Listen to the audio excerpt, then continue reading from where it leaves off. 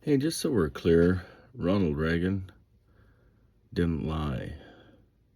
That was not a fraudulent speech. That was an actual video. I YouTubed it myself and found it. Anyway,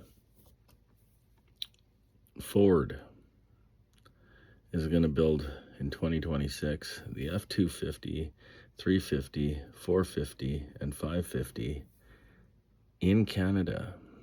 General Motors is going to continue to build the Silverado and the bigger trucks, 2500 and the 3500. Why? Because Canada uses a lot of those trucks. Now, if you want to buy a truck, serial number 1 starts with the United States. I believe 2 is either Mexico or Canada, and 3 is either Mexico or Canada. I probably could have Googled that. I should have probably, but it doesn't matter. Number 1 is built in the United States. The key to this is we are still going to need vehicles, and Ford and Chevy, I guess maybe not so much Stellantis, but that's okay. I am a Dodge guy, but I've driven Fords, I've driven Chevys, I've got no issue with those. So if I need them, I'll just buy them here in Canada. That will hurt the United States of America, especially because you got to remember, GM and Ford are both businesses, so why would they pull out of Canada completely? Yeah, Canada might be bitching and complaining right now because there is a slowdown, but that slowdown comes from the United States. There's a softening in the market.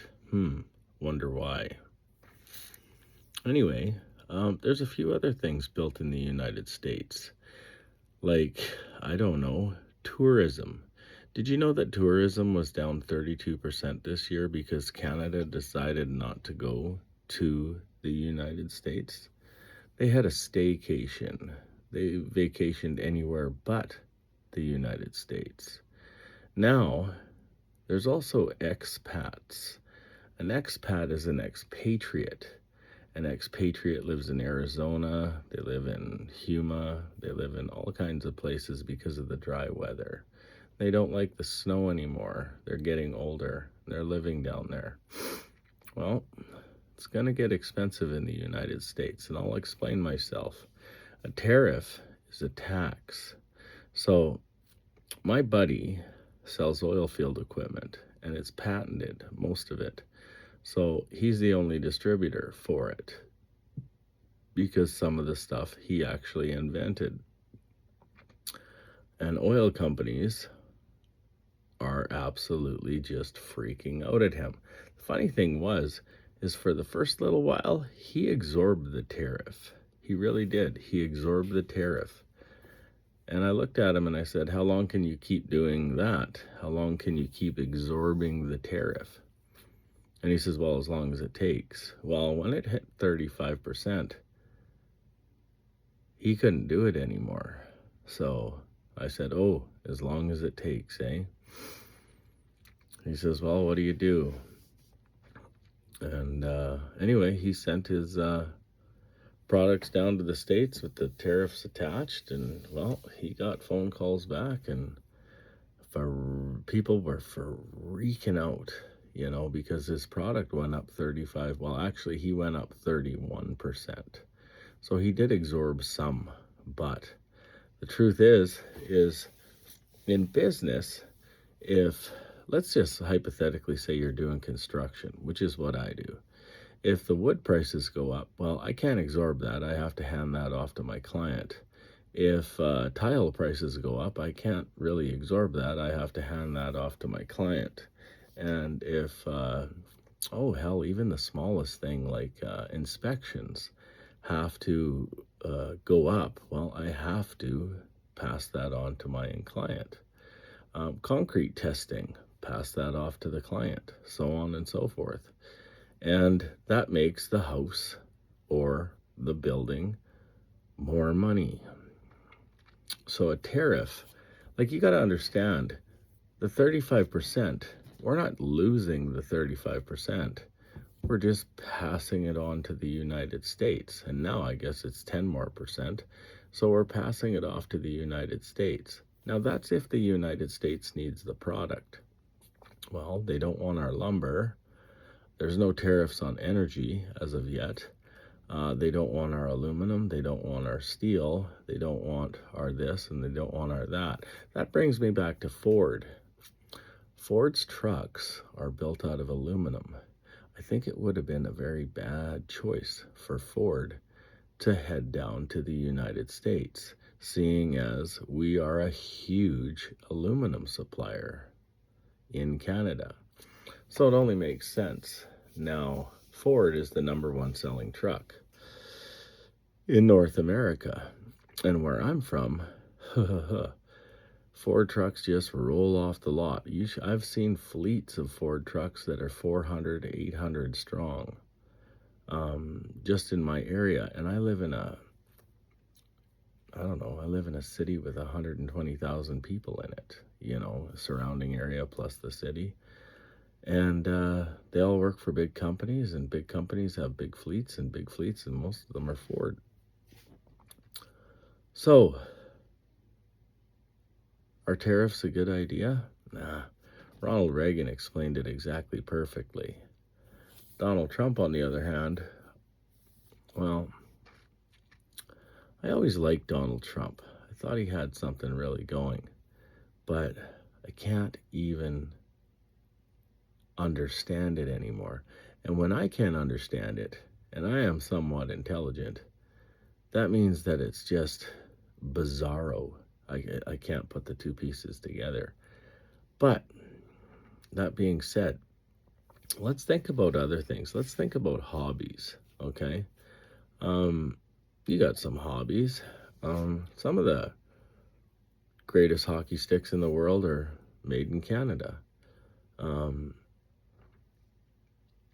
Some of the nicest stereo equipment is built in the United States and in Canada.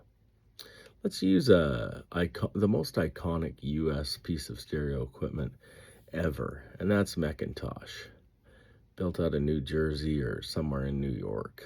And what do they use to build their McIntosh equipment? Well, they use aluminum and they use copper, both heavily tariffed by the United States of America. So that means that those two products are going to go up. And those two products are going to help make McIntosh more money for its consumer. I looked into McIntosh yesterday. I said, where is your primary sales in the world? 30 to 40% is into Europe and all other countries. 50 to 60% of all their sales is into Canada and the United States of America.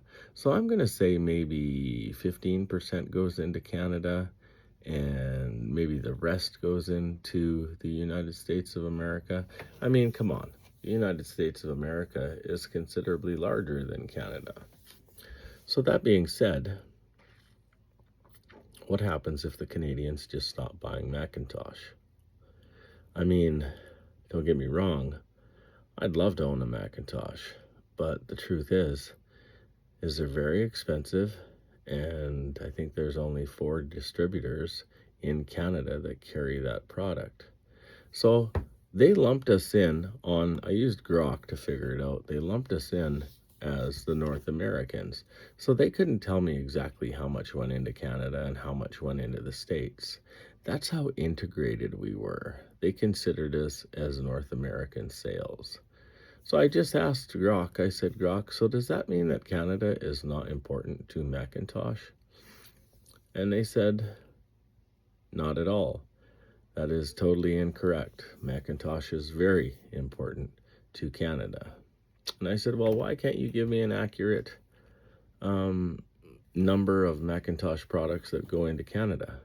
Well, because it's integrated with the United States and it's just the North American statistics. That's a stereo company. That's a stereo company that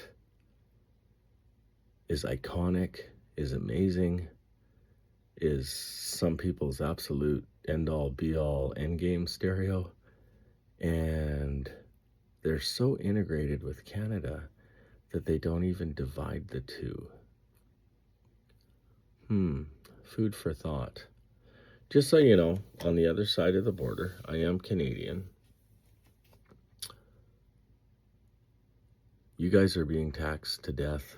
The tariff is a tax. And don't get me wrong, I'm a progressive conservative. So that's like being a Republican in Canada. Well, to a degree, I guess. More right-leaning than left-leaning. Lately, I've become more to the center because we have a liberal government, and to be quite honest with you, I'm not necessarily disappointed in what our Prime Minister is doing. Even if he did approve or possibly oversee a stupid ad that was played at a Blue Jays game. Anyway, pretty mind-boggling what's going on in this world. Pretty mind-boggling for sure. Anyway, I'd just like to let you guys know that I love America. Used to go to Vegas all the time. Been to Texas, been to California. Played hockey there when I was a kid. Yeah. I've driven through just about every state close to the I-15. I've been to New York. I don't know. I've been all over Canada. I love the United States. Love the people of the United States. But the truth is we're playing a political game here that is not good for any of us. And I'm not whining or crying because, like, we're cutting deals all over the world. I work at mills and different things, and they've just decided to ship their wood to different places around the world. They're going to do the same with steel. They're going to do the same with canola. They're going to do the same with everything that we manufacture, including rare earth minerals. They're just going to. And there's really nothing we can do about it except for try and survive. The two greatest friends on earth are no longer friends. Maybe that's sad. Maybe that's just an eye-opener. Anyway, you guys have a good day. I'll try myself.